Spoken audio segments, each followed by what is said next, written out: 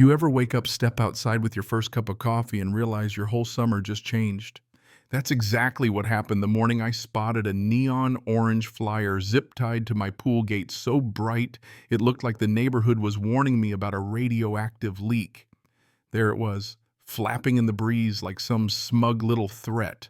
I hadn't even taken the pool cover off all the way yet, just steam rising, blue water breathing my to-do list, running in my head, and then boom! Remove private lock from pool gate. Neighborhood use required. No hello, no pretty please. Just a cartoon smiley face in shades like it was mocking me. I swear I laughed so hard my coffee went cold right there in my hand, but not the fun kind of laugh, more like the kind you make when someone tells you your house now belongs to the HOA. Congratulations. Hope you enjoy lifeguard duty. My pool, my lock, my backyard. The whole reason I bought this place instead of squeezing into some postage stamp lot. I worked for years, paid cash, even made sure the pump purred instead of screeching because I'd promised myself teenage me would get his dream pool one day. And apparently that means I get promoted to Seasonal Watery Amenities Coordinator, which as far as I can tell is HOA speak for you're the lifeguard now, pal. And the flyer, oh, it was something else. Didn't cite a bylaw, didn't say who decided any of this, just a deadline and a smiley face that looked like it had a secret. So I grabbed my binder full of CC&Rs, those covenants, conditions, and restrictions everybody calls rules until they hate them, started flipping and highlighting. Fences, colors, boats and garages, Christmas lights by January. Nowhere, and I mean nowhere, did it say your private pool has to turn public just because the neighborhood wants a swim-up bar. Meanwhile, the so-called community park still had a swing held together with duct tape. Before I even emailed the board, I stomped across the street to Mara's house. Mara, the neighborhood's unofficial hall monitor, always measuring grass with a science class ruler, HOA lanyard, already around her neck, probably sleeps in it. She opened the door with that big smile. Oh, good you saw it. Like she was proud of herself.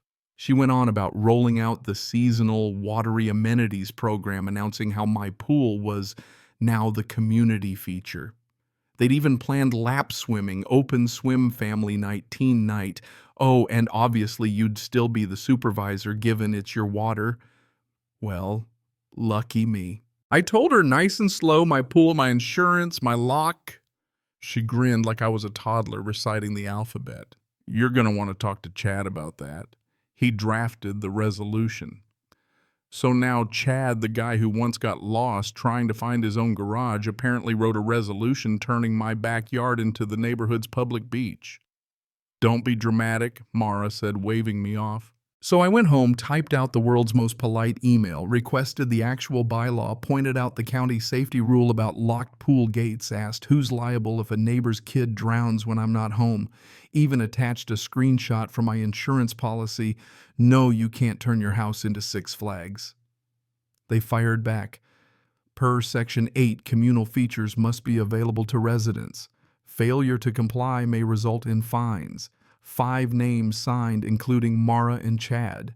And an attachment resolution 2021-5 looked like it was typed in Word signed at someone's kitchen table. Basically said, any pool or splash pad must be made available for resident enjoyment during standard hours. I read it twice. A resolution can't just rewrite the CC&Rs. I sent back a page from the state statute. You can't override recorded documents with a half-baked resolution. Told them my gate lock satisfied every safety code. Should have been the end. But you know how summer goes, one loose thread, and you're unraveling until September. 2 days later, I'm out patching a patio crack, hear voices at the fence louder than your average dog walker. Someone's rattling my gate, and that lock's the only thing stopping a full-scale invasion. Through the boards, I spot Mara bracelet, jangling hair scrunchie, still stuck in the 90s, complaining it's still locked. That's my lock, I yell. We've posted the first open swim this Saturday. She calls back like she's organizing the Olympics. There is no open swim, I reply, and if you test that gate again, I'll test a police response. Maybe that sounds harsh, but when you've built something with your sweat and someone else tries to slap their name on it, Well, polite gets swallowed by protective. Next day, a $50 fine arrives. I toss it in a folder labeled Paper Rain, then call Trevin a lawyer. My buddy swears by old school, wears a watch that actually tells time. I bring him everything binder flyer, fake resolution, insurance fine notice. He laughs at the clip art. "You're not opening that gate," he says, then tells me I'm not paying the fine either. "You're going to send a letter through me? Remind them their resolution's ultra-virus, beyond their authority, and warn them about creating an attractive nuisance." He explains if I take off the lock, someone gets hurt. I'm the one getting sued. County expects me to lock it. Insurance expects me to lock it. Even the law expects me to lock it.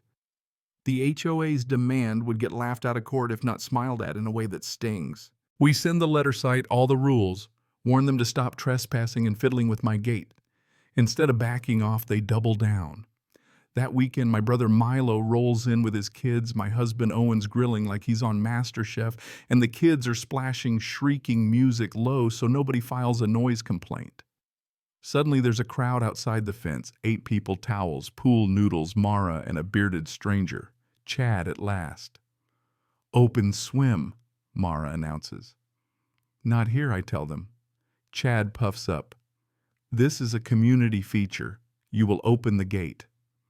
Owen steps in, calm as stone.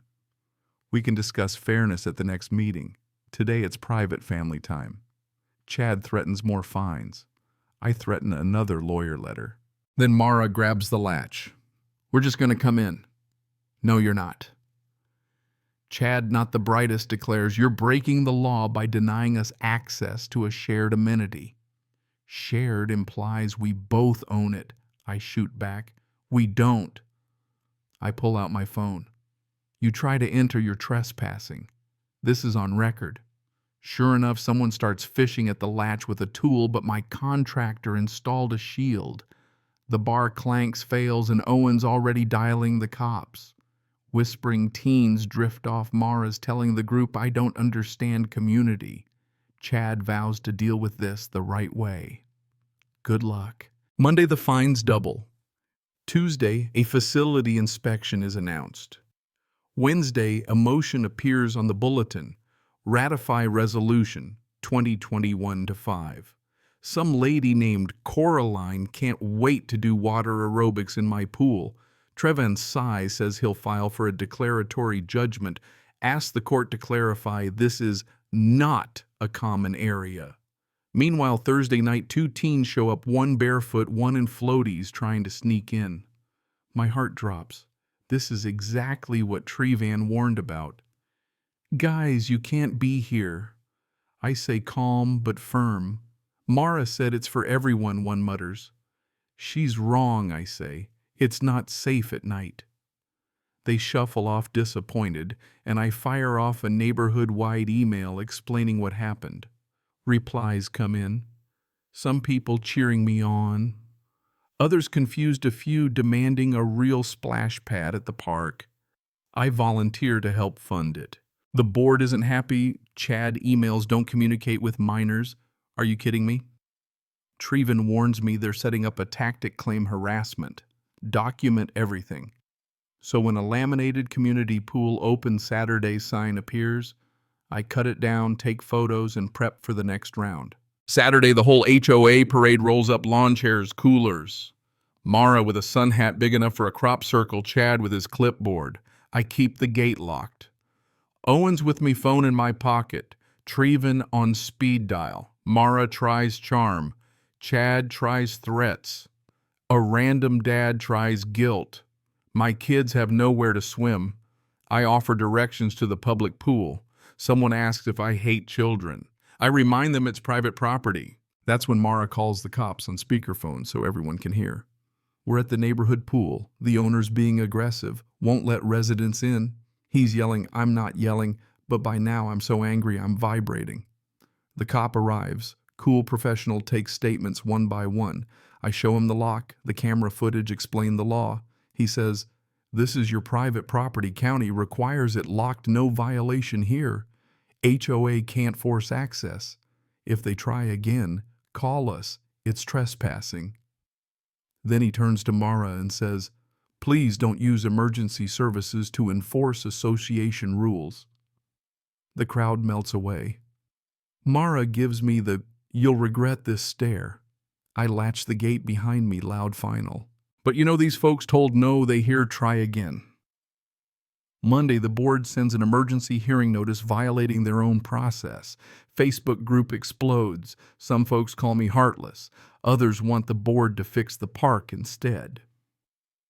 Then comes a certified letter from the HOA's attorney threatening liens court, reporting me for harassment of residents. Trevan tells me to send a certified letter revoking any implied license for the HOA to set foot on my property. Then I install a second lock, a brace, new hinges. Owen calls it Fort Knox. I send photos. A week later, the HOA sues for fines in small claims court. On court day, Trevan's calm. Mara and Chad's attorney acts like precedents are just suggestions. The judge asks one question. "Show me in the CC&Rs where you get to require access to a private pool." The attorney fumbles. The judge repeats herself. Trevan shows county code insurance clause, police report, emails, everything. The judge dismisses the fines rules. The resolution exceeds HOA authority, warns them to stop trying to turn private yards into community spaces. No injunction yet, but the message is loud and clear. We file complaints, abusive fines, misuse of 911. Mara gets a warning from the department, don't use 911 to settle civil scores. Cadet resigns. The board starts talking about fixing the park for real. The next hearing, Trevan presents the 911 audio evidence of bolt cutter vandalism. Judge grants a temporary injunction, reminds everyone that emergency lines are not livers. The board folds, rescinds, the resolution clarifies. Private pools are private, dismisses. Enforcement pays my legal fees. HOA insurance premium jumps, but that's the price of learning the hard way. A few months later, the new board fixes. The park builds a splash pad. The old swing gets a new chain. Mara gets cited for emergency call. Misuse, loses her appeal, starts waving politely instead of flashing her lanyard. A handyman gets a trespass warning. My insurance agent says, "You did exactly right. I used part of the settlement to pay for swim lessons for 2 kids and install a motion light." Now the splash pad's up and running, kids playing. Nobody needs my pool to be happy. I even host a barbecue. No rattling gate, no clipboards, just laughter. People ask if I regret fighting. Not a bit. We got a better board, a real community improvement, and proof that consent, not force, builds neighborhood. The lock stayed on. The lesson stuck even longer. So tell me, where do you stand on private property and community? Would you have opened the gate or kept it locked tight? Drop your thoughts below. Let's hear what real justice looks like in your neck of the woods. And hey, if you've ever wrangled with a wild HOA, share your story. We're all neighbors here one way or another.